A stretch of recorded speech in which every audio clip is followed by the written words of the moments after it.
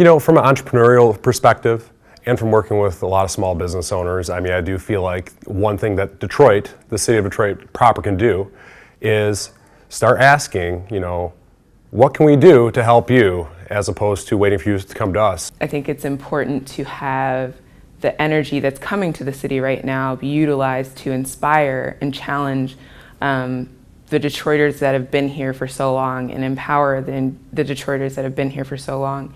For opportunity in Detroit, Detroiters need rides. Detroiters need to be able to get where they need to go. Our transit system is woefully inefficient here, and it's been that way for a long time. Public transit in Detroit hasn't worked for decades. We've got a system that was designed for factories that don't exist anymore, and so the routes go to places that nobody lives. And we spend money on things that people don't use.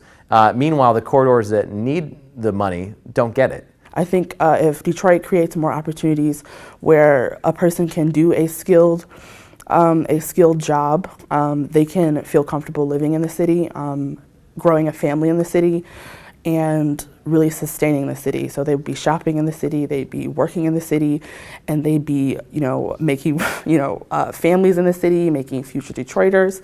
And I think that's what we need to do. We need to create opportunities for skilled jobs, and I think that lies in these small businesses that are creating, whether it be art or clothing or food. I think it starts there. So I think Detroit has like this great two sides of that equation.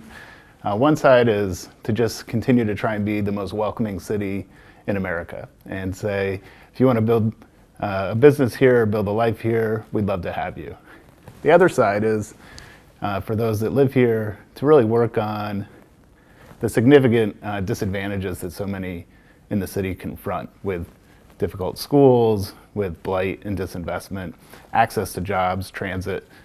And so that's the Detroit dichotomy, right? It's this extraordinary opportunity on the one hand to welcome everyone, and this persistent challenge to work on the opportunity structures that will create a great city for people that live here or want to stay here long term.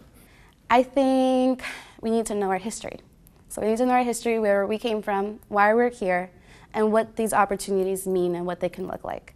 So I think that we're very focused on what opportunity means for a certain type of people, but it means something completely different to me, to people younger than me, to people different colors than me. So just learn all you can in order for us to come together and actually build on this opportunity that we can all be a part of.